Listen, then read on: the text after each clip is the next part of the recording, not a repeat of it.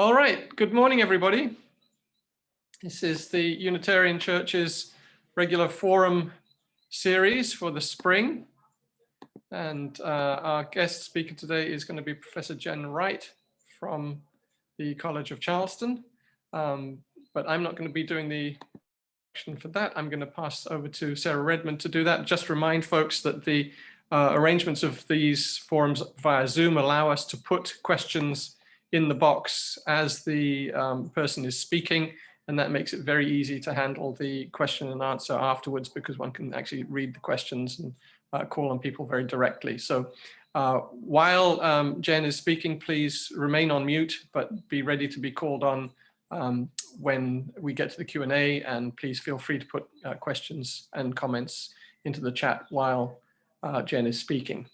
But just to give a formal introduction to Jen Wright, I'm going to now pass over to Sarah Redmond on behalf of the Green Sanctuary. Over to you, Sarah. And you'll have to unmute yourself.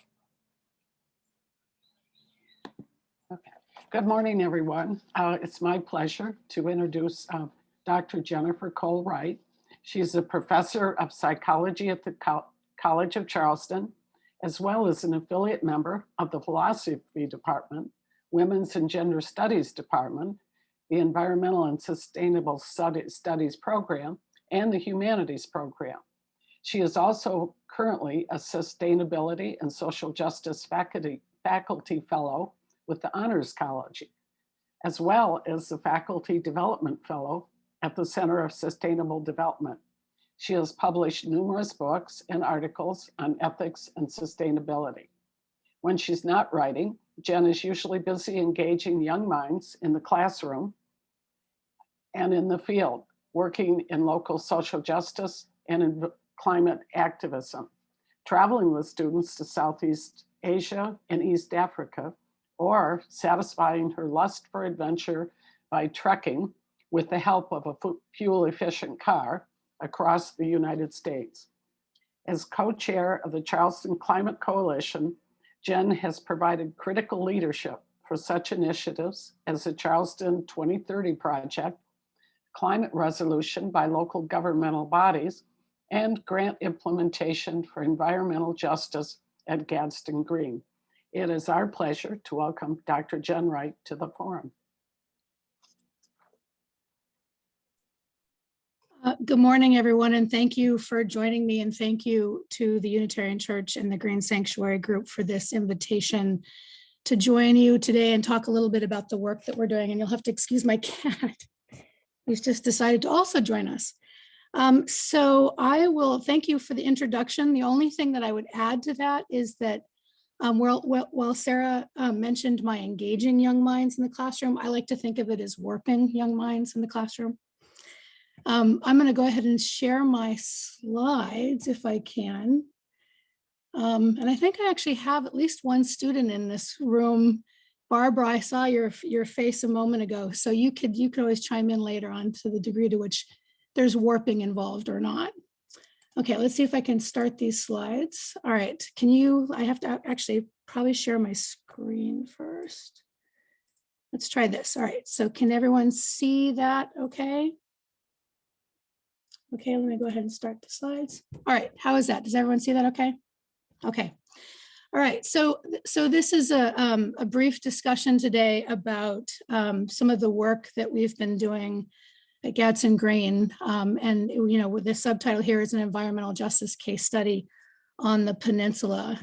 But really, it's as much a story about a small grassroots climate group that came together in the fall, pre-COVID fall of 2019. A bunch of concerned citizens, many of which are here today with us, to talk a little bit and to brainstorm a little bit about what can be done about climate. Obviously, Charleston is not just an internationally famous city, it's a climate vulnerable city. And we are already beginning to experience the effects of climate change and are really in this situation where we need to be taking decisive action soon. And the images here this is from our website, and you can see, some of the outside activities, the forums, the rally that we had and enjoyed having pre-COVID.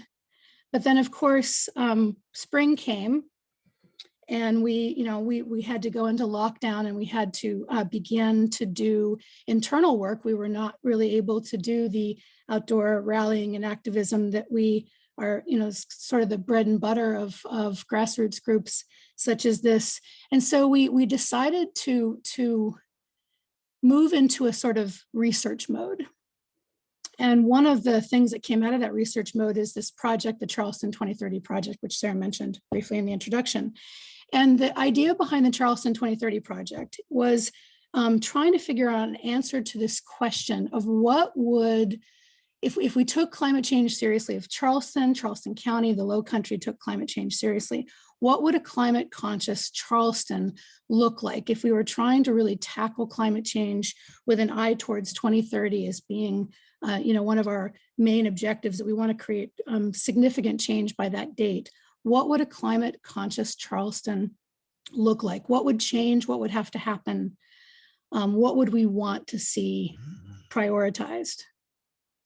One of the sources of inspiration that we took for this project, and we actually have a report that came out of this that's available on our website if anyone's interested in seeing it. But one of the sources of inspiration that we took for this is Project Drawdown, and this is just right off their website. It's a consortium of scientists who have been working over the years to identify what are some of the most promising climate solutions, many of which are things that we could be doing in our own backyards. What are things that we could be doing to draw down greenhouse gases? And as you can see, if there's a variety of different sectors that are involved here in terms of what we can be doing with transportation, what we can be doing to protect our carbon sinks and our ocean sinks, what we can be doing with our buildings, all of which are, all of the solutions that are present here are focusing on reducing greenhouse gases, because that's one of the primary drivers of what's going on with climate change. And so this was a really important foundation for the work that we were doing. But of course, the issue is problematized. I mean, so this is looking at what broad scope solutions might look like. But of course, one of the things that we know, or that we learn pretty quickly when we start to really dive into the reality of climate change, is that not everybody on this planet is affected equally, and that the lines of impact are drawn according to a variety of very important socioeconomic, class, race, wealth of country lines. So we have those who are protected. I mean, one could argue that one of the reasons why things have gotten as bad as they have, why we're in this position where we have to really start now pedaling hard to figure out what to do about climate change, is that we have many areas of our country, many areas of the world have been able to protect themselves from a lot of the damage that is coming, a lot of the damage that we have known for a long time is coming, and that the regions that are devastated, that have been and are primed to be devastated, are easy to avoid. So when we look at the features that the protected areas, the places where people are less devastated, not only are less devastated, but have options for ways to avoid the devastation that's coming. It's not that, I mean, obviously, if you've got beachfront property along the coast, it's inevitable that that's going to be impacted. A lot of the people living in the mountains of California, they lost their homes to the fire this last summer. It's something that, obviously the impact's going to hit, but they have options. There's places that they can go. There's ways that they can recover. So we have a distinction between communities that are seen by the public, they're heard within the frameworks of power. They have a voice and they can speak up about what it is they need and why. They're valued. They literally have higher property values. They have recognized that the cultural values are raised up as being critical. These are privileged communities. And of course, for all of these characteristics being true of the protected communities, the opposite is true of the communities that are currently facing devastation or experiencing devastation and will be experiencing devastation. So this came off of the environmental, if you look up environmental justice principles, there's a site that lists the principles that came out of a national meeting back in 2017. And on their website, they've got some definitions, and here are two of them. Environmental equity means that we at least poison people equally, rather than disproportionately as we are currently doing. Environmental justice means that we just stop poisoning people altogether. And that's really ultimately what we're striving for. I thought this particular piece of art by Laura Paluto does a really nice job of highlighting the environmental justice issues that we're faced with that are going to be true of the case study that we're going to talk about in a minute, which is that most cities, and certainly in the United States, but elsewhere, are based on histories of foundational violence. But we go to extreme measures to erase and forget about that. So if you look at the history of a lot of our communities, there are histories of violence and deprivation and marginalization, but we go out of our way to lose that history. That history is not readily talked about unless you go digging for it. And if we're going to actually move towards any sort of, appropriate climate action, if we're going to move towards creating a world that's better to live in, we have to be embracing this idea that racial justice requires us to move forward with truth and honesty, to understand the dynamics of our communities, all of our communities. And this is just, I thought, a useful graph for highlighting all of the reasons why environmental justice and social justice are interlinked. So just as an example, if we're looking at a particular community, a low wealth community, as if we could really highlight just about any community that we want, if we're looking at the disparities between one community and the other, what we'll see often are these stacked differences between the communities in terms of resource distribution. Where are the grocery stores? Where are the hospitals? Where are the resources that are necessary? What pollutants are communities being exposed to? To what degree do they have green space and tree cover? Or are they in a situation where they're experiencing a high degree of heat? What kinds of materials have been used to create the surfaces and the buildings themselves? What's the distribution of various diseases, and what exposure do they have? What opportunities do they have to actually be a part of the natural world, to experience the natural world as something that they have connection to and want to be a part of, which is certainly relevant when you get to Gadsden Green and Gadsden Creek. So one of the things that became pretty clear to Belvin and I and our group as we were beginning to work on the Charleston 2030 project is that there are communities, when we started, as a part of that project, we started reaching out and having lots and lots of meetings with organizations, with members of different governmental bodies, people who've been working in the trenches in one way or the other about all kinds of different things. But one of the things that we realized is that there are people that are not at the table. There are people that are not a part of this conversation, that are not represented in terms of thinking about what climate change, what steps to address climate change we should take. And some of these communities are the ones that are in a position to be the most hard hit. So we really needed to find a way to connect with communities that were not otherwise at the table. And that's when we, this grant from the Climate Reality Project, many of us in the group have been trained through the leadership training with Climate Reality, and they had their first ever climate justice grant that they put forward as an opportunity to work, to include and uplift voices of historically marginalized groups who have vital perspectives on the climate crisis and on the solutions that are necessary. And so we felt like this might be an avenue through which we could begin to have conversations with communities that need to be at the table as a part of this, as a part of the dialogue.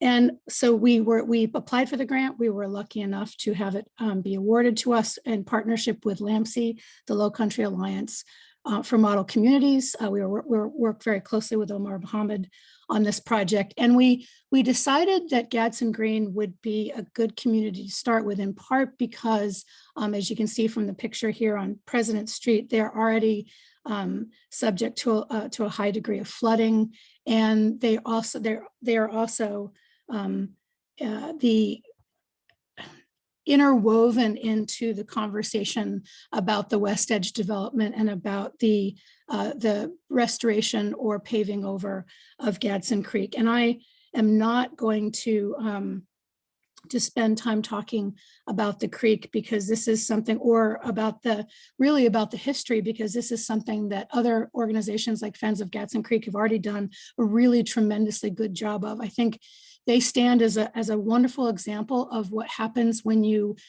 begin to look carefully at a community, and you look carefully at the history of a community, and you begin to see that what we're looking at right now is the culmination of decades, centuries even, of practices that are, that intentionally or unintentionally marginalize and harm a community. And so the debate that's currently going on about the creek is really just the current situation that has been brought about by years and years and years of steps that have been taken by Charleston and by developers and by the community as a whole. And so it seemed like a place that would be a good place to start in terms of having a conversation to find out more about what the community's situation is like. And I would highly recommend that for those of you who are interested to take a look at their website. They have an Instagram page. They have a website, which is the link here. And what you'll find there is a very carefully articulated history of the neighborhood and all of the different, when we start with a thriving single family home African-American community, and what's the steps, the series of steps that happen to get it to be the public housing structure it is right now. So you can see this right here, this complex of housing structures here, that is Gadsden Green as a complex. There's 265 units that are there. Okay, so really quickly, for those of you who might not be familiar, and there's 17 principles of environmental justice. I'm just listing a couple of them here. I put the website where you can go and look at the rest of them, but I just wanted to highlight a number of these that are relevant for the project we are working on. One is the fact that environmental justice demands that public policies based on mutual respect and justice for all peoples, that we address discrimination and bias, and we bring people to the table. It affirms that a fundamental right for political and economic, cultural, and environmental self-determination of all people, all communities have a right to have a say of what their communities are going to look like and what's going to happen in the future, and what should happen based on where they are now. And it also demands a right to participate as equal partners, right? So part of the goal here is to begin to create a path by which a lot of our communities who have otherwise not had a chance to be at the table, to be partners at every level of decision-making when it comes to moving forward with our actions. And also highlighting number one here, just the idea that it affirms the sacredness of Mother Earth and the ecological unity and interdependence of all species. This is important to the extent that we have a community who has a deep, profound history with the marsh, the salt marsh, and the creek there, and that has been essentially cut off. So their ability to be connected to the creek, their recognition of their own history is something that has been lost, and that people like, the groups like Friends of Gadsden Creek are trying to revive. I was recently at a talk by Mary Coster. She's a good friend, and the way she put it really, really resonated with me. I mean, she was talking about something else, but it really struck me that one way of thinking about environmental justice is that it's an ethics of care.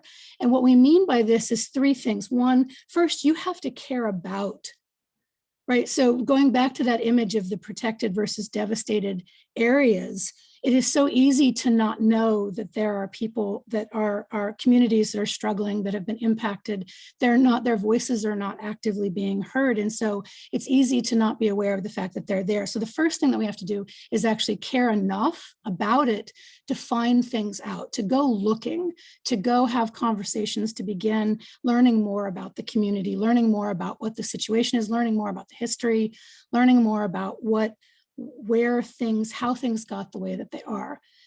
Next, we have to care for. So one of the things that we'll talk about with respect to the interviews that we've been doing is we see that as the first step of caring for, trying to find out what are the daily struggles and challenges that this community is facing? What are some of the needs that they have that are on the immediate front? What are some of their more long-term desires for the community? And then the next step, which is the one that we're shifting into now, which hopefully I can report back on a year from now, is the caring with. How do you then partner with the community to begin creating avenues for change, for positive engagement with the power structures and with the concerned groups that can help to create something that is really what the community itself might want. And we'll talk a little bit more about that in a minute. So what we decided to do in partnership with LAMC, originally we were going to do some community forums, and then COVID really kind of reared its head, and we realized that bringing people into public spaces wasn't going to work. And so we pivoted to doing face-to-face interviews. And honestly, I think this ended up being much richer, much more interesting. So what we ended up doing is hiring residents in the community itself. We really felt that it was important that we didn't just show up as outsiders and start knocking on people's doors.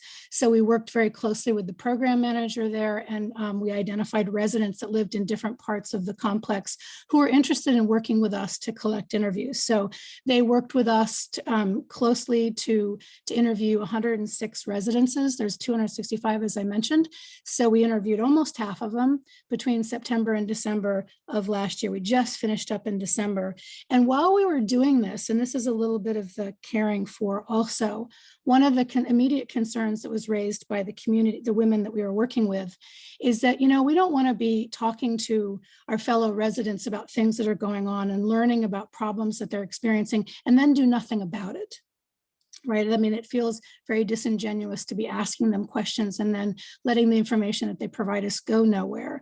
So one of the things we immediately started doing is looking for some of the low-hanging fruit, I guess you could say, in terms of problems, daily problems that were going on that we could begin to try to address while the interviews were going on. So mosquitoes was a huge one, and we worked with Omar and you know, the county and Charleston Housing Authority and the city to some degree to try to figure out how to address that. They hired a private contractor to come in and do some spraying to help with that. Up until that point, they were just giving cans of Raid to the residents to spray outside their doors, which of course is quite toxic.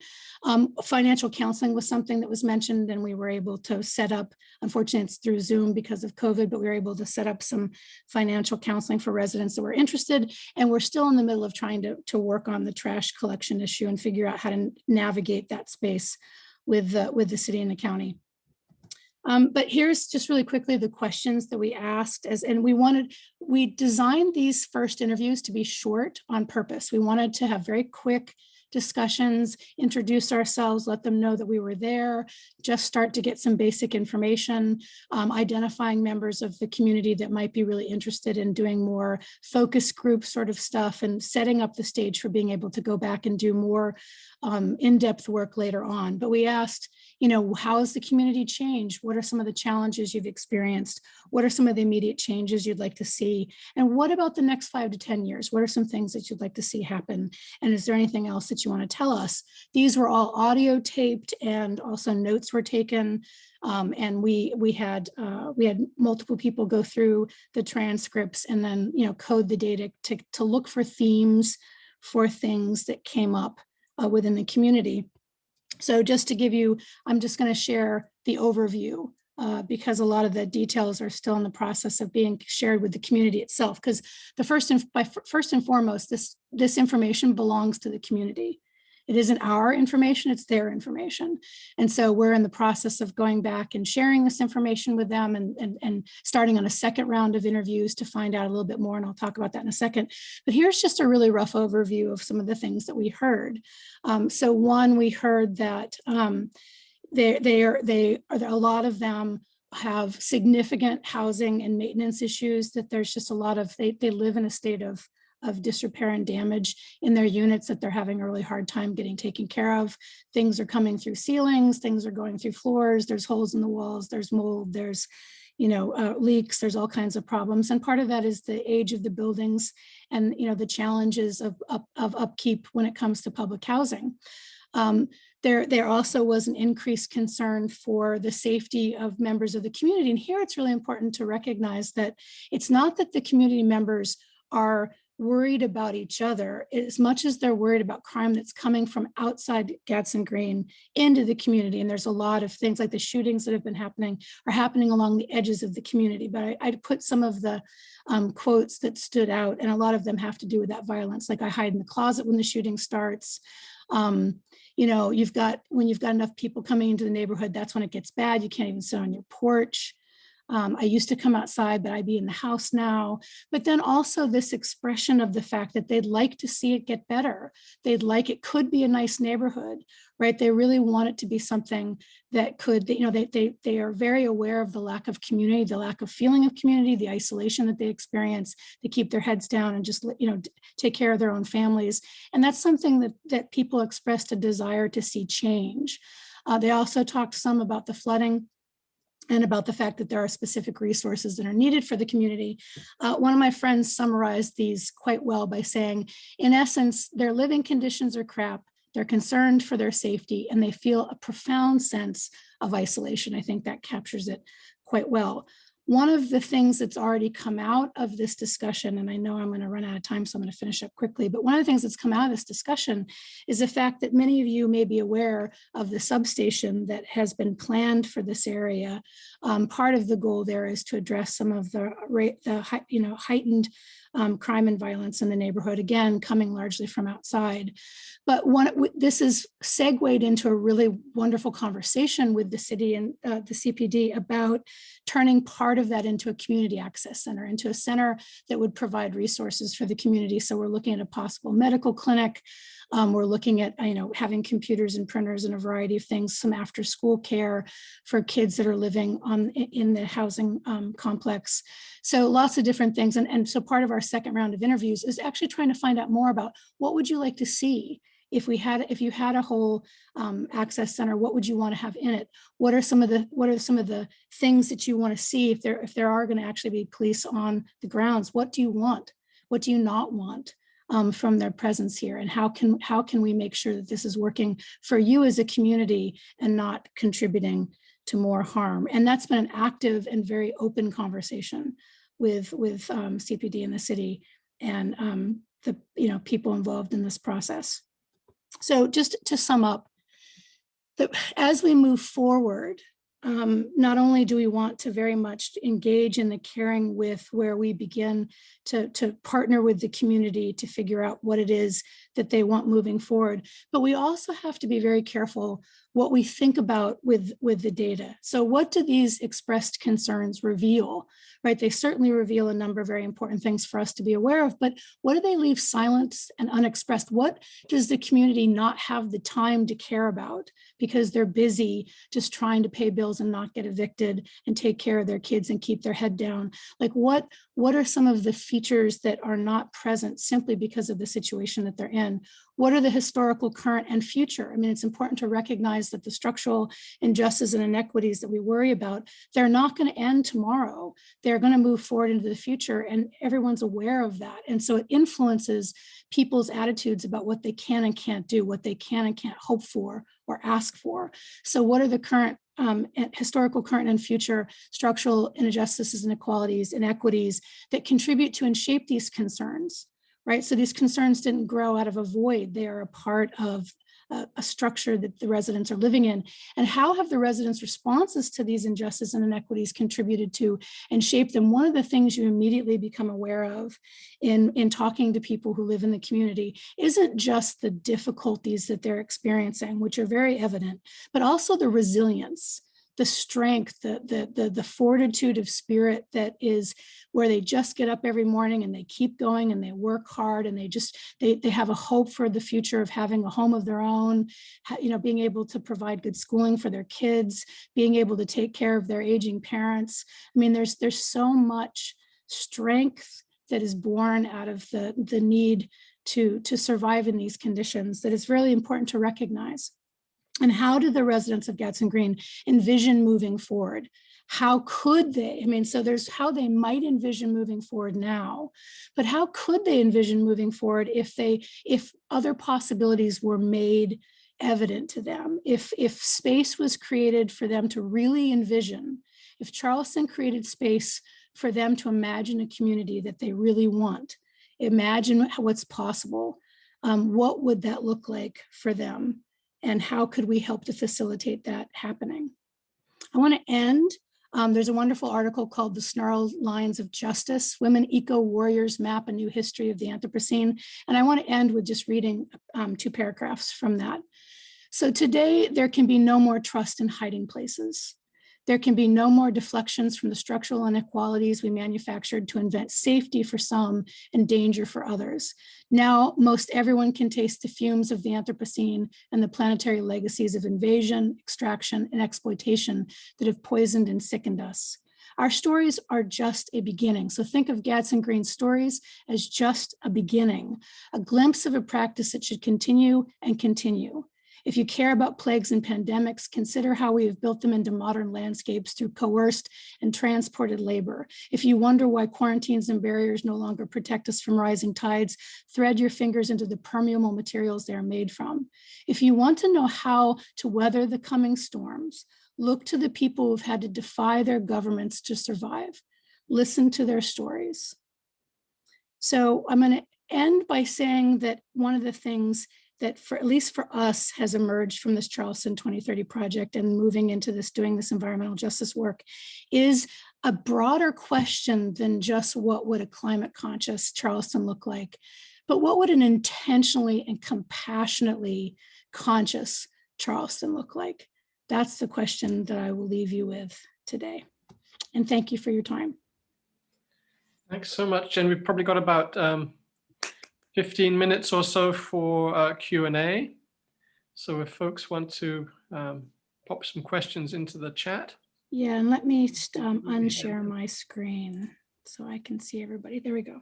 And then we can go to gallery as well. So would you like me to field the questions or? We can probably both keep a track on things. Okay. So Lisa's got something. Lisa, do you want to comment? Lisa Ross? Sure. Hey, Jen, can you hear me? Yeah. Hey, so I, as an outsider of this community, I imagine there's a lot of natural and historical distrust of police, right? So what are some of the issues of trying to combine a community center, including public safety or a police substation? Is that going to, do people talk about, well, then I'm not going to go to the community center stuff, or is that a way to soften, to have some hopefully responsible and responsive police officers there getting to know the community and not just seeing it as, oh, it's a police substation. Right. So I mean, my own opinion about the substation is I think it's based on some pretty outdated community policing models, and as a number of people in this room and elsewhere, I have some pretty significant concerns about taking up 2 units, two bedroom units for this process, and have been a part of voicing those concerns. It's moving forward, right? So my understanding is there isn't, at least at this level, there isn't any stopping it. And so part of the conversations that we've been involved in is, okay, so if that's the case, then can we at least do something with it that is really going to be meeting the needs of the communities in a lot of ways? And we're lucky that, I think with Wendy Stiver joining with relationship to the police audit and other people that are working there, the recognition that there needs to be a lot of community support, that there are a lot of entities that can provide for the community in ways that the police just absolutely can't. Mm-hmm. There's a clear recognition of that. And so the hope is ultimately that it's just a community center, right? That the need for police presence might, eventually die out or not be necessary. I think one thing I will say, and again, going back, honestly, when I was putting this together, there was a part of me that was not even going to share the data, because having just numbers in categories, we have to be very careful what interpretation we make of them. But I will say that keeping that in mind, of the 100 residents that we interviewed, there were none that were critical of the police directly. There was a lot of concern for safety. There was actually a sort of demand of why aren't the police doing more? We see them, they're driving around, they're in their cars. Why aren't they doing more to protect our community, to protect our kids, to handle the things that are going on? So that was what we heard more than anything. That does not mean that the distrust is not there. It's absolutely very likely there. It was not something that openly came up. Now, in the interviews that we're doing now, the discussions that we're having, there are more explicit questions about that side of the substation. And so we may very well hear more of that come up, where it's like, well, I don't even know why they need to be here, or, here's some things I don't want them to do. That very well may come up as a part of the interview process. It's hard to say, but I think one of the critical things about this kind of work is it is very, very iterative. It takes time. It's never over. And we have to be open and adaptive to thinking through, what do we do with what we're learning? But first and foremost, the community has got to be involved as much as they are able and willing to be in these conversations. And they have to be able to have the right to say, you know what, this isn't what we were really envisioning. This isn't what we were asking for. This isn't really working for us. Or now that we have this, we're really starting to realize that there's something else here that we might want to do as well. So we all know that our needs and our desires aren't static. They change as a function of the situation that we're in. And we would need to expect that that's going to be true with the community as well.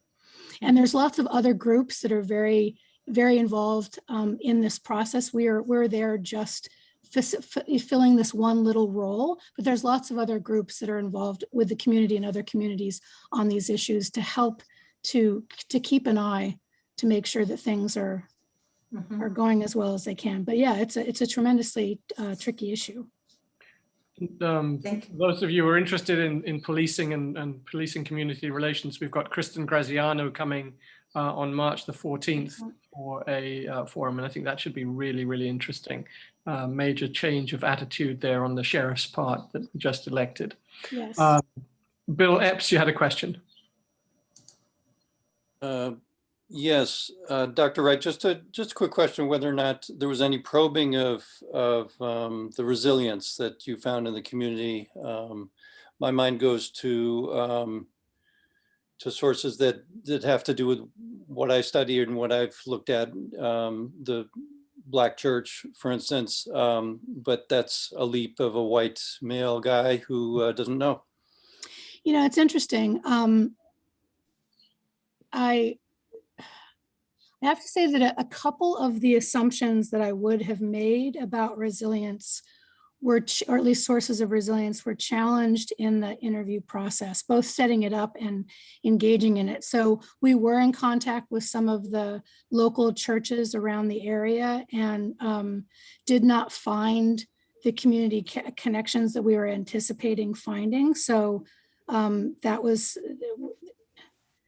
and the other thing is that there's not, it was a surprising how little of community engagement with each other there is. So people really do, people living in one building don't know people who live in the building. People, if you live across the quad, it's like you're living on a completely different planet. People don't talk a lot with each other. There's a lot of just, I'm trying to keep my job. I'm trying to feed my family. I'm trying to just do my own thing.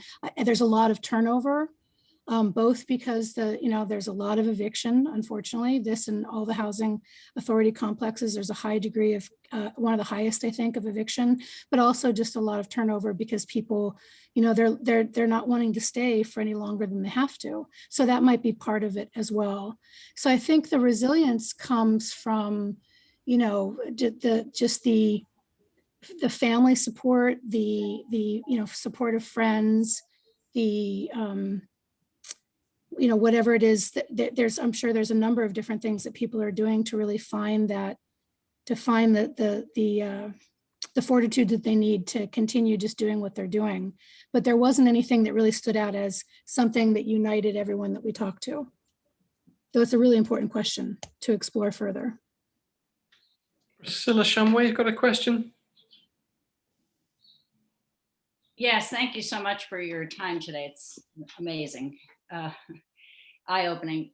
So my question is, to what extent does the Charleston City Council members know about, are they aware, are they involved? Is there any discussion about making changes based on the work that you're doing? What kind of support are you getting? Yeah, so I've been in, we have been in pretty regular contact with both Councilwoman Carol Jackson and Councilman Jason Saccharin. I have also been at, there was one meeting that was held that had a broader audience. So the mayor was there and Councilman Gregory was there specifically with a discussion of Gadsden Green. That was back, I think in November was when that happened. So we have been and continue to be in contact with both them and some of the people over at CPD. So that's in both connected discussions and separate discussions. And they are very interested in the research. One of the things that we were very clear with them about is that we needed to share the material with the residents first before we really did much else with it. But that was one of the reasons why we were brought into the discussion about the substation and the community center, the idea that there could be a community center, because they understood that this sort of research was going on. And again, we're not the only ones that are engaged in these discussions. There are a lot of groups doing really, really good work in this area and other areas. The city also hired consultants to go over the scientific data that West Edge had provided about the creek area that those of you who are going on that tour this afternoon will see. And the city consultant report indicated that the West Edge information was not really correct. What will come out of that, because all of that whole issue is really way down the line now. It's difficult to reverse, but I'm sure that Cyrus will talk about that this afternoon if you're going on that. Right. That's the point of seeing it. It's not the terrible thing that everybody says it is. You know, it's a sewage pit. You wouldn't want to be anywhere near it. It could kill your children. Yeah. No, and the scientific data doesn't support that. Yeah. So Libby, you asked whether there was any concern expressed about the creek, and the answer to that is no. But again, I think one of the really interesting things about this kind of work is there's as much to be learned from what's not said as what's said. So it's not surprising that we have a community that has been really cut off from not only their history, but from any reason to be connected to the natural world around them when you're busy just trying to meet ends and take care of people and take care of your family and do all the things that they need to do. That's not a surprise. And there's a way in which people become very isolated from the immediate environment, both intentionally and unintentionally. And so that's one of the important parts of this. I mean, doing this as an environmental justice project, we were really committed, Lampsey and ourselves, committed to going into it with no agenda, which is very different than going in saying, okay, we're here, we're a climate group, we want to create climate solutions. So what is that going to look like for you? We went in with absolutely no agenda to just hear from the community what their concerns are. But that doesn't mean that there aren't very important discussions with the community to be had. In fact, that's one of the things that Friends of Gadsden Creek is very actively doing and will be doing today, where they are talking with residents, reconnecting them not only to the history of where they live, but also to the current situation that they live in and to the importance of the creek, so that they have that option to become advocates of it. It's like the work that Mary's done with some of the middle schoolers in the area. I mean, when they first learn about their history and about the creek, there's a lot of excitement, a lot of energy, a lot of anger, because these are things that they don't learn about. So I wasn't surprised that we didn't hear anything, but I don't think that doesn't mean that it doesn't matter. For us, the environment is a priority. When you see the things that Jen found, it's much more basic stuff. Exactly. It's Maslow's hierarchy of if you're being eaten up by mosquitoes, you're less worried about them filling the creek unless that's being caused by that. Yes, but, right. Yeah. And so being able to be connected to the environment, is a higher sort of form of self-actualization, that we have a community that has been in a way deprived of the opportunity to have these concerns because they're just trying to get by on a day-to-day basis. And so being able to have the luxury of a lot of those concerns is just not there. So I think that's a critical thing to recognize. Jen, we've got two questions. I think I'm going to ask them both to be asked to you, and then we can sort of wrap those up probably in the last 5 minutes. So one from Christine Ray, and then from Barbara and Nicodemus. So Christine, if you want to unmute yourself first and ask your question, and then Barbara after that. Hey, Dr. Wright, this is actually Christine's husband, David. Thank you for being with us this morning. And my question is, and forgive me if I missed this at the beginning, but I was just curious about how you, in your role at College of Charleston, came to be involved and sort of what the nature of that partnership is in the LAMC project. Okay. So Barbara's, and then we can try and get both of them in. Oh, sorry. Yep. Very short of time. Barbara, Nicodemus, she dropped off now. No, she's there. I see her. Barbara, are you going to ask your question? Basically, you answered part of my question, but I was wondering, first of all, the bottom line, where are they going to get the funding for this? Second one, I know they've stated their problems. The community has stated some of their problems, their issues. Have they stated any suggestions for solutions to their issues? Yeah. So, all right. So I'll answer your question first, actually. So in that data are some of the things that they need, and not surprisingly, they're very related. So part of when you talk about like, what are the biggest challenges? And then you ask them what are some of the solutions, immediate and long-term solutions. Really, what they want is they want the absence of the problems, one, right? They just want to stop having these, they want their units to be safe and healthy to live in. They want to be able to have community. They want resources. They want green space. They want playgrounds. So it's there in that data, that the need for community resources, the need for things for their children to do, the need to feel safe and to I want understand to feel that. So connected. now where are we going to talk about it is the bottom line of funding. Well, I would love to give them that. Yeah, no, that's what we're working on. I mean, that's going to be where partnerships with different entities has to come in. And I don't know the answer to that question yet. Okay. Yeah, I just don't. But that's the next step, is how do we make sure that happens, and who can we partner with to make that happen? And then to go back to the question of my involvement. So yeah, I'm just a psychology professor, so I'm way out of my depth in a lot of this stuff. But I got involved in part because there was a point on the bus on my way into campus, I think it was in 2018, where I was reading the IPCC report on our current situation and climate. And it just hit me that it's absurd that I'm not somehow actively involved. And so I reached out to the group that was starting to form. I mean, back in 2019, the group that was starting to come together, and that's my unpaid evening job, is just doing the climate activism that we've been doing. And then the grant emerged as a part of the story that I told earlier, where we realized that there were a lot of people not at the table that we needed to know more about, as we're starting to think about a climate conscious Charleston that involves a lot of people that are not actively at the table. So that's how I got here. And partnering with LAMC was because Omar this is the work that he does. He's got the expertise, he's got the knowledge that we don't, and he has been a fabulous partner in this journey. Thanks, Jen. I'm going to actually close things up now because we're just about at 10:50, but I'll stop recording, but leave people to feel free to chat in just a sec. But thank you very much indeed, Jen. That was absolutely terrific. I'd remind folks that next week as well, we've got another CFC professor coming, Dr. Cara DeLay, who's going to be talking about the history of abortion in Ireland, which I think will be particularly resonant because Ireland has moved in the rather opposite direction to what's going on in South Carolina at the moment. So that shouldn't just be a purely historical and academic discussion at all. It will also have immediate community impact on us. So I hope everybody can turn up for that. But again, thank you very much, Jen. Sure. I'm going to stop the recording right now, and anybody can stay around if they want to, but that's the formal end of stuff.